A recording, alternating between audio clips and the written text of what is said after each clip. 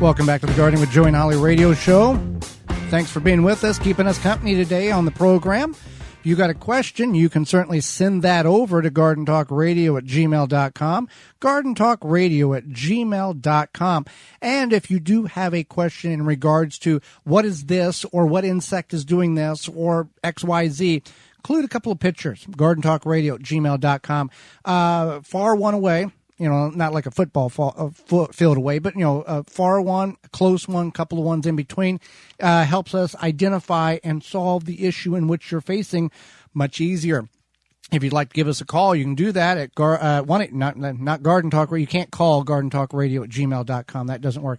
You got to call 1-800-927-SHOW, 1-800-927-SHOW. Had a couple of questions come in this week via phone. We're going to go to Pam listening to us on Freedom 1570 AM out of Minneapolis, Minnesota. Hello, my name is Pat. I have been listening to your show a fair amount. I'm kind of a frustrated gardener. I have a kind of a back-wooded area and trying to plant some pachysandra and some ground cover back there. And I'm getting, the last couple of years, tons of thistles and with burrs and things like that, those weeds. So I'm trying to figure out what can be done about that.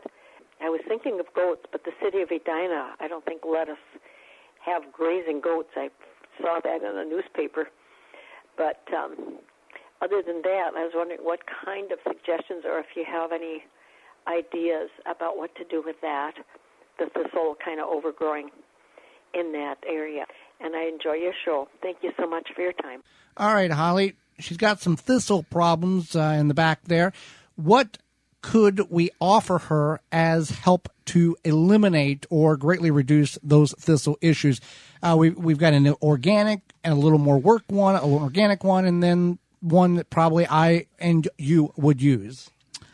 Well, didn't you say she could get cows? Well, you could. She was wanting to potentially goats, maybe. But organically, you can just continue to hack them down. Yeah, you can hack them down. You can dig them out. Which could become, labor intensive because they have tubers that run underneath or runners, and they shoot up. One plant can shoot off multiple runners and then pop a bunch of plants up. Otherwise, you can use anything that has 2,4-D in it. 2,4-D is the active ingredient in a broadleaf spray. We would use this on the farm in pastures. Pastures are large enclosed grass areas for horses or cattle consumption. For us, it was cattle. And we would go in there with a sprayer and coat the thistles, top, bottom, up, down, underneath. And within 48 hours, it would kill them. This does not affect the grasses, and that's why we used it in the pastures. It does very well for that. And then we come back a week later and spend another afternoon touching up the ones that didn't quite die or finding new ones. And it worked very well. After a couple applications, it removed those problems, the thistles, and it worked very well. Now, it's not organic, absolutely not. But it is a situation where it could be the answer to the problem to fix it. And then once it's controlled, then doing the organic means of removal would be a better way to go about it. Right. And sometimes that's just how it is, I guess. All right. Next question. We're going to go to Marilyn, listening to us on KHNC 1360, The Roar of the Rockies, out of Johnstown, Colorado. Hi, my name's Marilyn, and I'm calling from Fort Collins, Colorado. Zone 5. I have a grapevine, too, that have been very successful, but they were killed down below where the hybrid meet. With the roots are on something different than the original or the one I bought. And so that grape, or those vines, actually made a couple grapes, and they tasted good. So my question is, can I just trim back the dead old vines and because they really never did anything, let the new vines, a couple of them, grow up and see if I can't harvest from them? Otherwise, I'll just dig up both. My other quick question is, I was very successful planting seed and growing dahlias. They're small, they're bushes, but boy, they just are gorgeous.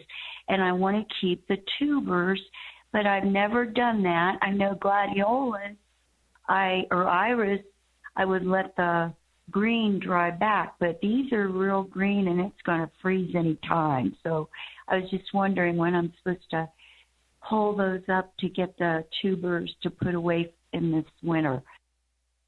All right, Holly, what can we assist her with on the grapes? Now, when she referred to the point where it got cut down, it's the grafting point is what she's referring to, that there's a root is different than the top growth, and they graft them together to get an ideal plant or an ideal grape to grow. She's referring to, we talked about, I think it was grapes last week on the program.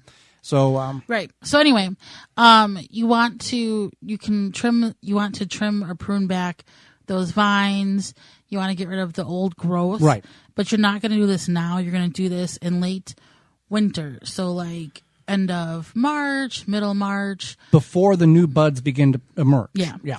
If you do it now, then the frost, the snow is going to be not good to those vines. If you're concerned with not being able to identify the old vines, just take a little twine or a little string or a little paint and spray on those so you can properly identify them when everything looks dead next spring. Yeah. So you want to trim those back then. Right. And the dahlias. The dahlias. So the dahlias, what you want to do is you have until after the first frost, after the hard frost. So she's got time. Yeah, you got time. You want to dig them up after the first frost. So, or like first hard, true frost, not like this little, whatever teeny tiny frost. You dig them up and then you plant them in May. Hey there, gardeners. Thanks for checking out this segment of the Gardening with Joey and Holly radio show. If you like what you've seen, you can search through the channel and find full in-studio videos of the entire show. If you want to go another route, you can search for it on your favorite podcast platform by searching the Wisconsin Vegetable Gardener radio show or the Gardening with Joey and Holly radio show, and you can download it and take it with you. You can check out all past seasons at our website, thewisconsinvegetablegardener.com, under the radio tabs at the top of the page. We thank you for joining us. We hope you've learned and enjoyed the show, the segment, and we'll see you next time.